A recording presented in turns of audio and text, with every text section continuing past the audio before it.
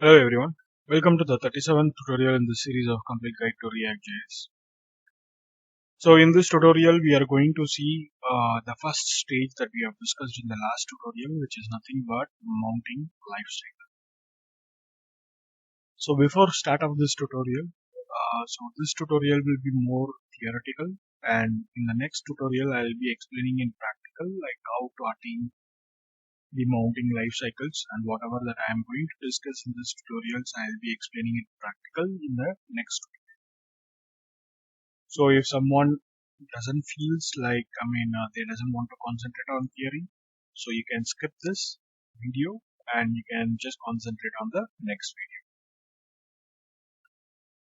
So in mounting life cycles, like there are some methods that is available to in React.js which would help to know this mounting cycle. So one such method is called as a constructor. So in the previous tutorials, you must have seen that while creating a class components, we must have been using a constructor, right? So this constructor is the first method, or this is the method which is called immediately after a new component has been created. And constructor is the place where you can able to initialize a state and binding event handlers. So this also we have seen in our previous tutorials.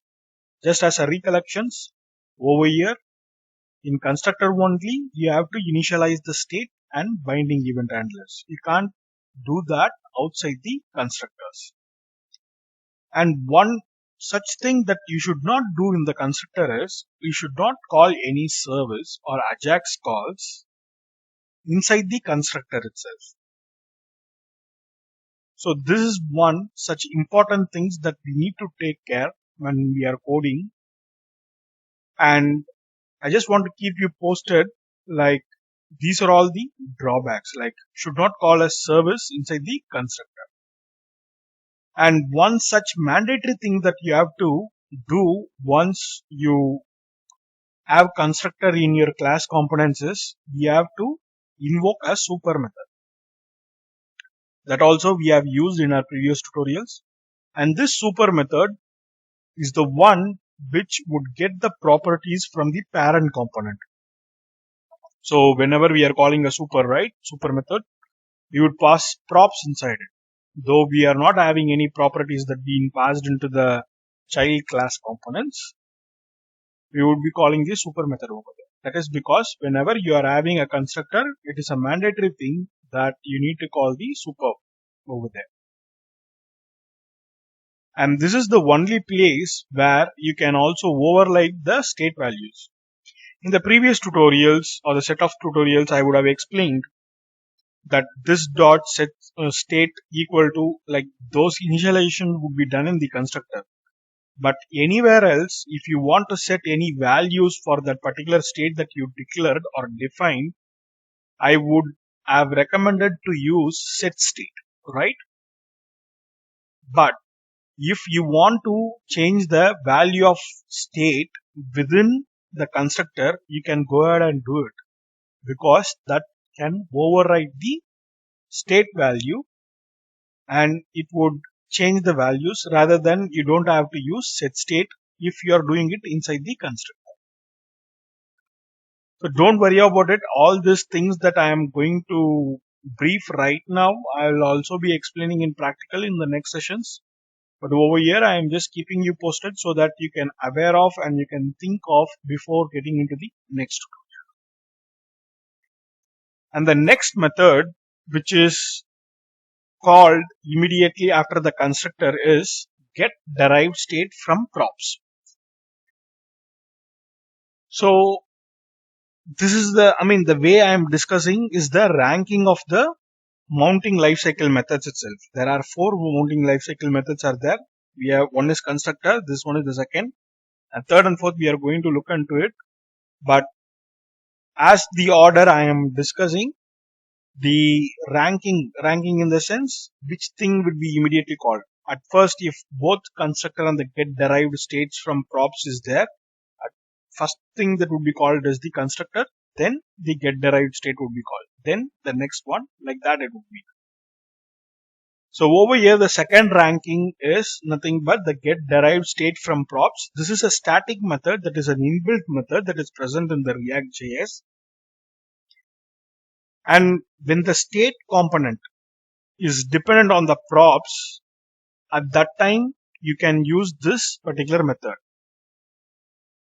Say for example, if you have a properties that being passed from your parent component, and this properties you are using it in the state, you are going to initialize it, or you are going to declare a state based on the props value. At that time you have to use this get derived from state props. So this particular method, since it is a static, it will not have access to this object. So inside this object you can't mention this dot state dot some variable equal to some value. That you can't able to do it inside this particular method. This is one of the disadvantage over here. Now also one more thing that you shouldn't do inside this particular method is you should not use any Ajax calls, or you not fetch any services or talk to the DOM. So those kind of things should be avoided inside this particular method. So and the next method is nothing but the render method. This is one such mounting lifecycle methods. This is one method, and this is in the third ranking. So after constructor get derived state from props, this is the next method that will be called third ranking when mounting lifecycle, in mounting lifecycle. And this render method is the only required method. So there might be a scenario where you will have a constructor, but there you will be having a class component, but constructor won't be present. So those kind of scenarios also we have seen, but we have never seen any scenario without render method. If we are having a class component, it is mandatory that particular component will have a render method, and this will read state and props and returns JSX, like whatever the contents that has been set previously before this render, that would be used inside this JSX. This is nothing but a syntactical sugar of the HTML element, right? The HTML element is nothing but the JSX element. It's a syntactical sugar. So those particular element would be defined inside this render method, and it would use all the props and the state which has been declared before this render method. That's what it means. And inside the render method, you should not call any Ajax, should not change any state, and any DOM changes like document object model, document.getElementID, and you can't able to modify it. So these are all the things that you should not do inside the render method. And the render method, once the render method is completed, all the components is done, and the next thing what it is rendered, it is the children components lifecycle method would begin. It would try to begin, means like if there is a parent constructor, if the parent constructor is the one is having a render method, and once it is getting completed, it will try to fetch its children's components, and children's component will have its own lifecycle, like as we discussed. Constructor and get derived from state, like that it would go. And the last mounting lifecycle method that we have is component did mount. So the component did mount method looks like this. This is the syntax of the component did mount, and it is called only once, and it is called only after calling all the child elements. Say for example, if you have a parent component called as A and a child component called as B, when you are rendering, when you are having both getting rendered in the UI or a web page, at first all the components inside the A would be rendered, and then second their child components would get rendered, And at last, the component did mount function, whatever the contents present in the component did mount of the parent component A would get shown in the UI. This is what it means. And this is the exact place where you need to have a DOM interactions like document object model and AJAX calls or service calls should be happening only at this place. I mean, this place is the better place where you can be able to call the AJAX or service or DOM interaction. Those kind of things would be happening only in the component did mount stage. And all the mounting lifecycle, whichever I have discussed right now, nothing is mandatory except a render method. It is up to your point to use it.